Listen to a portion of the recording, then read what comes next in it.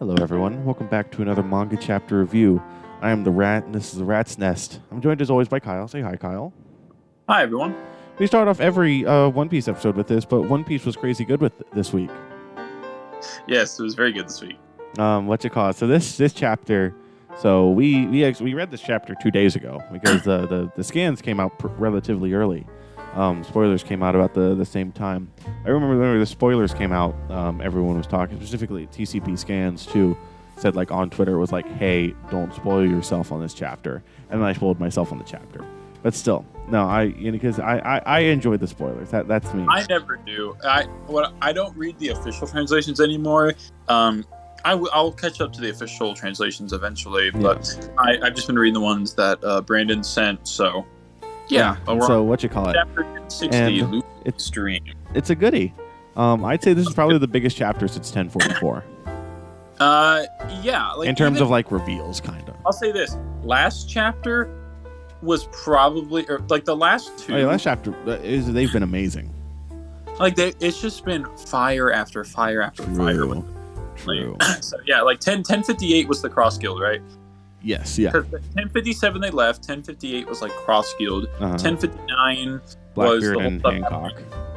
Yes, Brandon's wife Anbo was there. That's and then at chapter 1060 we get Luffy's Dream. Yeah, so let's just get right into it. So we get to see Luffy reacting to the news that Sabo killed Cobra. And then he's like, we got to go to Alabasta. And Zoro's like, Zoro goes off, everyone was saying this. Zoro's the vice captain. Let's just get that out of the way. Zoro's the vice captain. And he gives off major vice captain energy this chapter. He had real dad vibes this chapter. That's so true. Like I've been saying, what good is that going to do besides the man's dead besides Phoebe was last seen at Mary Joie? Then let's go there. And we get to see Caribou is still here. Caribou is canonically the 10th Straw Hat. Get over it. Rip Carrot fans. He's been on their ship a lot, honestly. He has. He's been on it 3 times, right? It was during Fishman Island, and then was there another time? He's been on it since Fishman Island. Well, since they returned to Sabaudi, he's been on the ship. He's canonically been with the Straw Hats longer than Yamato/Carrot. Get over it. That's so true. Longer than Jinbei. Longer than Jinbei. Well, yeah. Actually, yeah. Like physically on the ship, longer than Jinbei. Yeah, physically. Yumura on Nestadin, so Zoro's getting mad, and Luffy's like, yeah, of course I do. Sanji's crying because he's been Flanderized.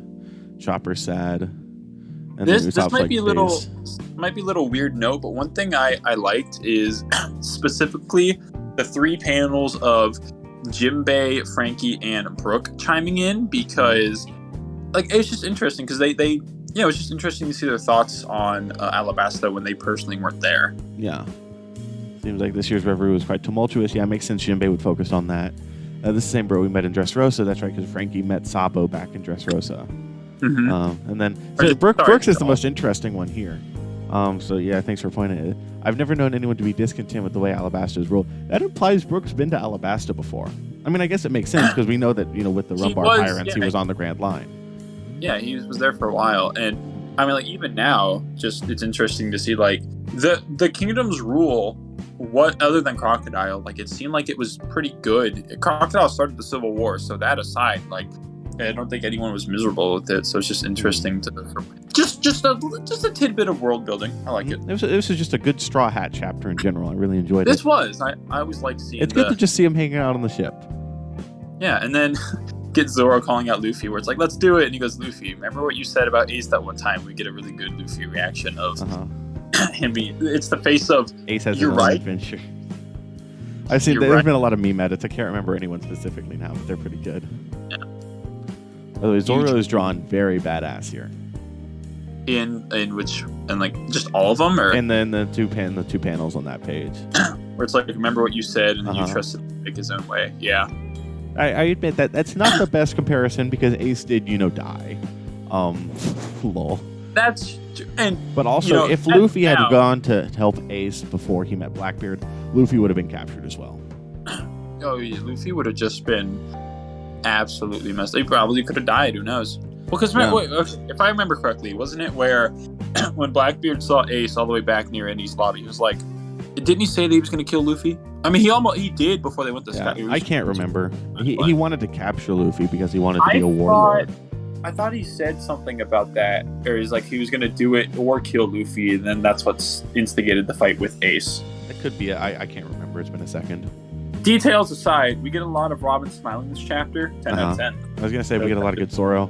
We get one of my favorite bits. Oh my gosh, a long day. You can't stop us from worrying. No, you're an Onigashima. You're a green Kaido, a green mom, a crappy Ma said. That from Sanji, that Zoro goes shut up forth, and then in the next panel you get to see them just fighting in the background where everyone else goes about their business. And I also like that that's a callback to what happened when they left Alabasta in the first place. And a lot of comparisons to that I've seen, yeah. Good, more Robin. Obviously, more Robin's always good. A lot of development. Talk about Bosman and the Warlords.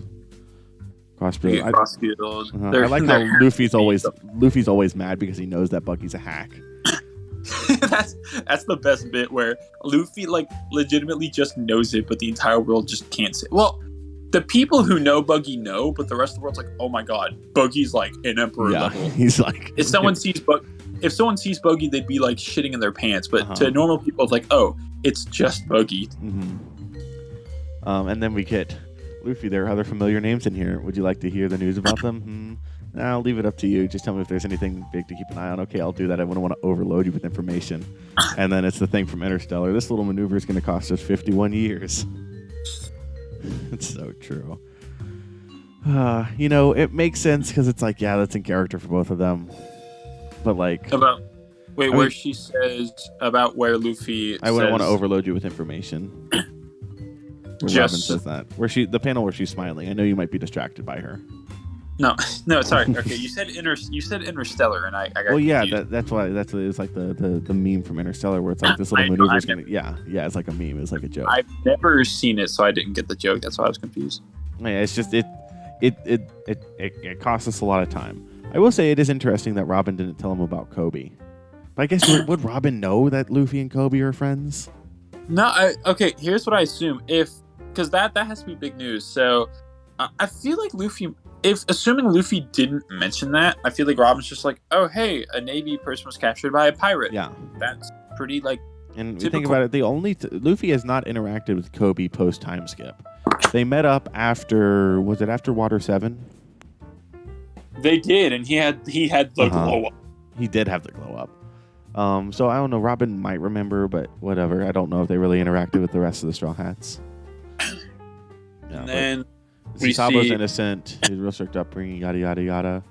We get one of two, what I'd say, like the most interesting things about this chapter, where it brings back up Luffy's dream, aside from the Pirate King, because from when Brandon and I talked about this before recording, Brandon had mentioned that this had came up before, and I told him like out of 900 episodes that I watched, I did not remember that this was something.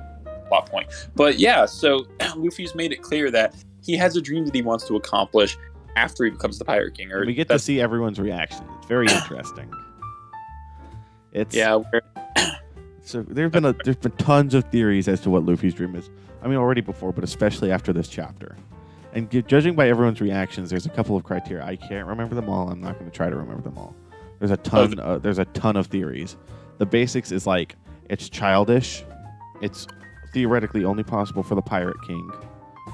And we can confirm that it's childish because it's the same dream Roger had, and Whitebeard laughed at him and was like, what, are you, a child, Roger? It's childish. It's something only the Pirate King could accomplish. It's troublesome thanks to Jinbei. It's funny thanks to Brook and Chopper. Oh, sorry, you're bringing up what I was about to bring up, yeah. Yeah. It's, there's a ton of different reactions, and it's like shocking. It's enough. Yeah. It's enough to make Yamato like cry emotionally. To be like whenever Ace told her. But again, we have. It's hard to pin down a theory because we have so many different reactions. It's like, so interesting. Like maybe something like Usopp. We've seen Usopp laugh at stuff. We've seen like other characters laugh or be angry at stuff. So it's just with this mixed bag, it's hard to say what it is. There's not much really to comment on other than it's a dream that he brings up. The Straw Hats are like. They're like, oh, crazy kid, this crazy dream. We get a panel with Nami where she looks very beautiful. Yes. It's so true. Then we get another panel with Robin where she looks very beautiful too. Where we learn that they don't know where the last road poneglyph is. They since that poneglyph was here's the big part of the chapter, right? Big focal point of the chapter. So we get to see. So they're tracing Sabo's call. The theory is that he specifically let himself be traced because he wanted the Marines to hear. So he's in Lulusia, or that's where they trace the call to. And we get to see the 5 elders. They go, Lulusia, really now? Emu is here. So in the original spoilers, it said that we got to see Emu talk. We did not get to see Emu talk. But so getting to see Emu is huge because the common consensus is that she's a she. I don't know why, but that's until proven otherwise, I'm going to refer to Emu as she. Luffy's mom. That's so true. What, Emu is crocodile confirmed? We get to see. So it's one of the 8 nations that rebelled a few. So back whenever we got the introduction, like all of the revolutions, like captains, that was in Lulusia. Mm-hmm. And so they stopped paying their heavenly tribute. It's also where the Ace cover story happened with Moda. That's the chick's name is Moda. Riff, but lol. In the 5 elders, I see he's an unlucky man. No, this is fate. And then obviously Revolutionary HQ. Sorry, I know this caused you a lot of trouble. You get to see Dragon again. Always good to see Dragon. I always love seeing Dragon. I was the one who killed Cobra. Everyone's happy. Listen, when I was in Mary Joie, I saw something unbelievable. And then we get to see Lulusia and everyone's reacting. There's something huge. It's almost like there's something huge up there. We get to see the former king and his daughter yelling. It happened in the throne room at Pangea Castle. I thought there was no king of the world, but the empty throne wasn't empty. I saw, and then he's cut. And then we get one of the best reaction images. We get to see Emu in the corner there. And Emu, theoretically, that's Emu's fingers right there in that panel, crossing out Lulusia. Theoretically. It looks like, I mean, I see like what looks like 2 fingers. Yeah. Theoretically, that's Emu. Yeah. So we get the Gorosei, I think, talking to the surveillance team after they cut Sabo off. As far as the surveillance division is concerned, no one detected anything abnormal today. No information was intercepted. As for Lulusia, that country never existed.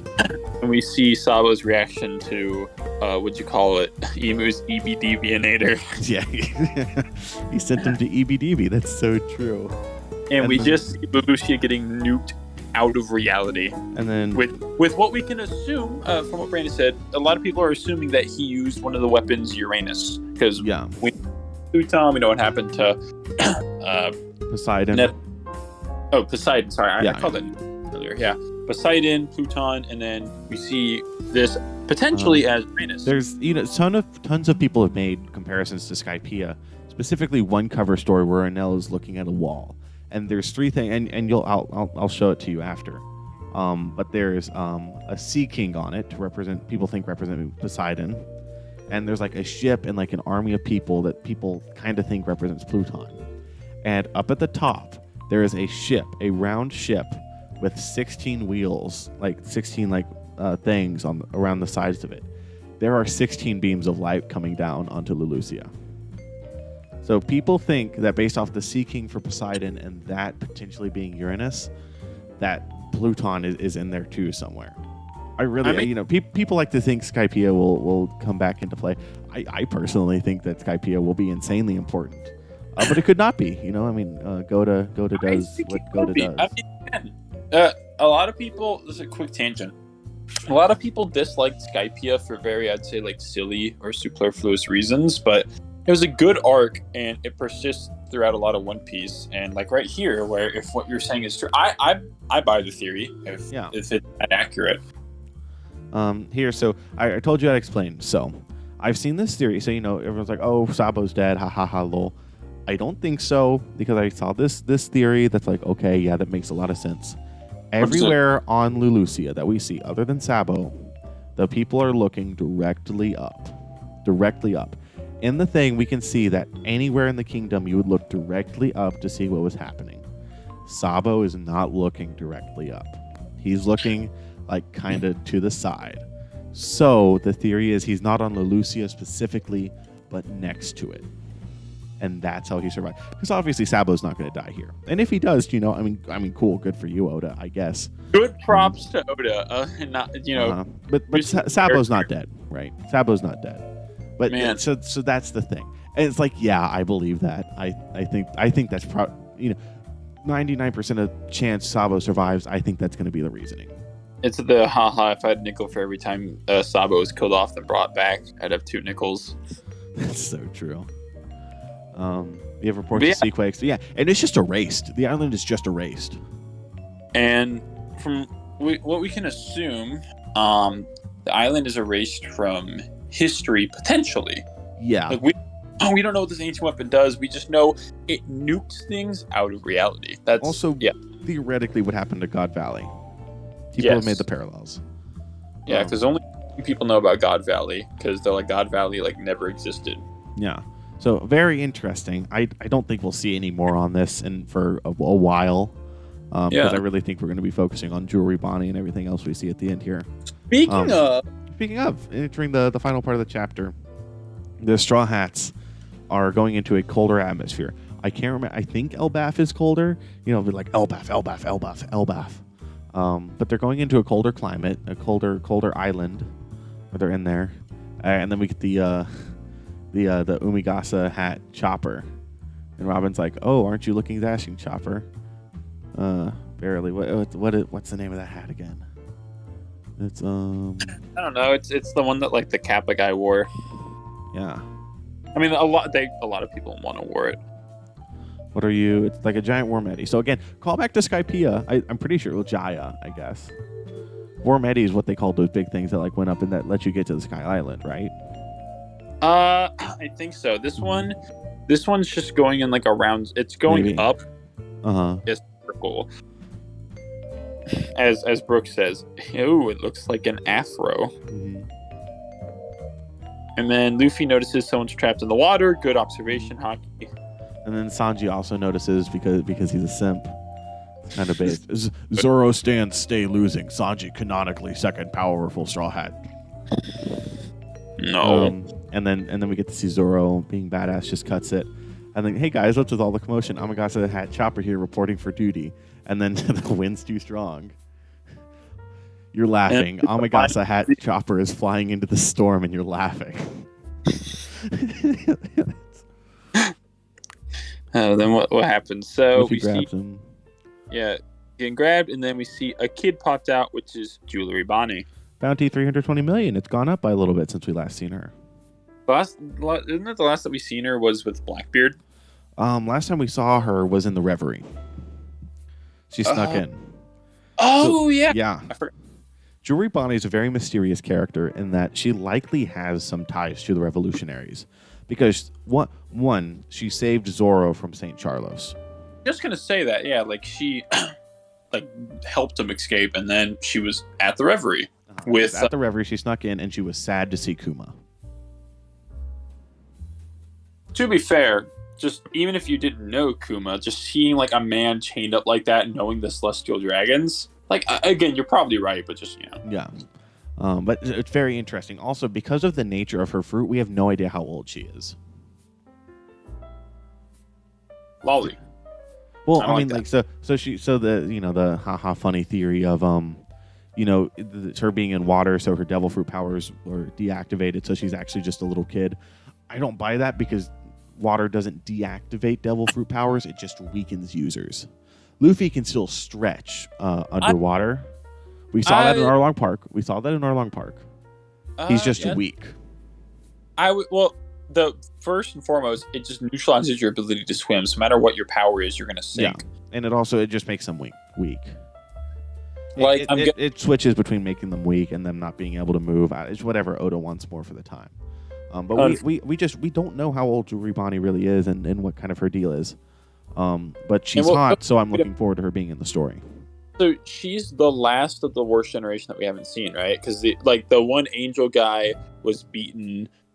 There was a backstory where like he was fighting on like a broken ship or something and he lost. Oh, I thought the last time we saw him was with Kaido's introduction. Oh no, I Yeah, could be like, wrong. I mean, I don't really, I don't pay much attention. It's Arug or something is his name. this is probably way off base, but I thought he lost to Jack for some reason. Oh, he might have. No, I think I do remember that now. Yeah, so we've seen that. We've seen Capone Beige. I like him. Yeah, We've obviously. seen Law Kid. We've seen the others who are working. Hawkins, Drake. So, yeah, so I think we've seen all the Worst Generation right now. We've seen Blackbeard a couple times. We've seen what? Blackbeard a couple times. Easy to forget he is Worst Generation. Yeah, I mean, I don't know. Yeah, I mean, he still is. If Luffy's an emperor and part of the Worst Generation, then yeah, Blackbeard is. So then the angel guy, whose name I can't be bothered to remember. Rogue.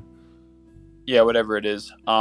Yeah, Jewelry Bonnie. Like, if that's the last of his relevance, just losing a duel, probably not. But if that is, we have officially covered all of like the stories, pretty much, for the First Generation. Or we are going to be covering the last one. Yeah, maybe. I'm looking forward to seeing Jewelry Bonnie. We've never really seen her interact with the Straw Hats outside of Zoro, I don't think. Yeah, I feel like the next chapter Zoro's gonna be like, "Oh, hey, I remember you. You saved me from dying." Yeah. Well, you wouldn't say that. He'd be like, "Why did you tackle me that one time?" Didn't she make it clear that she saved him? I thought I can't remember. I don't know. That was a couple dozen. She might have. Yeah, like she put the red paint on him or whatever it was, and then told him like you're lucky. If you had gone through with that, you would have been. I think she did say. I think she did. Yeah. This island would have been deleted. But yeah, no, I'm really looking forward to it. I think Jewelry Bonnie could be a really fun character. Yeah, I don't really have much else to comment on that. It's just like we've seen her. Like, there is nothing we can really say about what she's gonna do because this is the first time we've seen her. So yeah. So overall, this is a really good chapter. I really enjoyed it. No break next week, so we get another chapter next week, which is based. Because if there was ever a week where One Piece and Chainsaw Man was on break, I might cry. Hey, if they're both on break, no one gives us time to just sit and absorb what we read. That is so true. That's wise. That's very wise, Kyle. Yeah, thank you. I mean, I like having break weeks sometimes because, you know, it's as much as I want to be reading it weekly, it just gives you time to sit and digest. Like with this one, it gives the community time to theory craft too about like Imu-sama's EBD-bionator or what Luffy's dream. Or what's going to happen with Jewelry Bonnie? Okay, since we're nearing the end of the episode, what do you think is going to happen with Jewelry Bonnie? Because I don't really have an idea at the moment. So it's the question of Jewelry Bonnie's introduction here, I believe, is leading into the next arc. I think that with the destruction of Lucia, and this is a more Straw Hat centered chapter, I think we're done with like quote unquote post Wano stuff. I don't think we're going to be getting any more updates on anyone, any more updated bounties. I feel like we've had the typical amount of what happens in between arcs to an extent where, like, we've seen the Marines doing stuff. We've seen what happened since what happened in Wano's like Act 1 and 2 with what happened to the previous warlords. We've seen that. We've seen not all of them yet, but what you call it. Not all of them, but we've seen enough to where we could consider it post Wano. I agree. Yeah, and so I think it's like just a question of where are they going. Jewelry Bonnie, we don't know much about her. The only ties that she theoretically has is to the revolutionaries. So it's like, are we going to be going to the revolutionaries now? Sabo has been, quote unquote killed.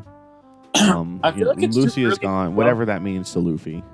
It's too early to jump at Emu just yet. I feel like... Yeah, I just don't know where else it would go. Because all we have left is Blackbeard, a run back with the Kainu, and then Emu. That's all I can think of. I mean, again, they can fight other people. Like if Zoro Zoro's gonna... I'm not talking stuff like Zoro fighting Mihawk or fighting Crossfield or anything like that. Like the major players, I feel like, are Blackbeard, Akainu, and Emu. And I feel like Emu's gonna come last. Yeah, no, I definitely feel that too. So it's just it's the question of where we're going, because I thought it might be setting Blackbeard up, but I don't know. I think it depends on what jewelry Bonnie was doing right before, and I think we'll learn that next chapter. I don't think they're not going to deal with. Okay, how long ago in terms of the timeline? How long ago was it when Blackbeard was at their island in the calm belt at Amazon Lily? At Amazon Lily, in timeline a couple weeks ago. Okay, so would a couple weeks be enough time for him to get back from where that calm belt was all the way to like? Yeah, I'd say so.